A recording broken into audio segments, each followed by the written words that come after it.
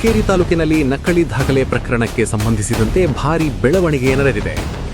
ನಕಲಿ ದಾಖಲೆಗಳನ್ನು ಸೃಷ್ಟಿಸಿ ಜಮೀನು ಖರೀದಿ ಮಾರಾಟ ಮಾಡಿದ ಆರೋಪದ ಮೇಲೆ ಹುಕ್ಕೇರಿ ತಾಲೂಕು ಸಬ್ ರಿಜಿಸ್ಟ್ರಾರ್ ಮಡಿವಾಳಯ್ಯ ಬಾನಿಮಠ ಮತ್ತು ಬಾಂಡ್ ರೈಟರ್ ಆನಂದ ದಡ್ಡಿಮನಿ ಇಬ್ಬರನ್ನು ಪೊಲೀಸರು ಬಂಧಿಸಿದ್ದಾರೆ. ಬೆಳಗಾವಿ ಜಿಲ್ಲೆ ಹುಕ್ಕೇರಿ ತಾಲೂಕಿನ ಕುರಿಣಿ ಗ್ರಾಮದಲ್ಲಿ ನಕಲಿ ದಾಖಲೆಗಳ ಮೂಲಕ ಜಮೀನು ಮಾರಾಟವಾಗಿದೆ ಎಂಬ ಆರೋಪ ಈ ಇಬ್ಬರ ವಿರುದ್ಧ ದಾಖಲಾಗಿತ್ತು. ಈ ಪ್ರಕರಣ ಬೆಳಕಿಗೆ ಬಂದ ಬಳಿಕ ಕಳೆದ 16 ದಿನಗಳಿಂದ ಆರೋಪಿಗಳು ತಲೆ ಮರೆಸಿಕೊಂಡಿದ್ದರು.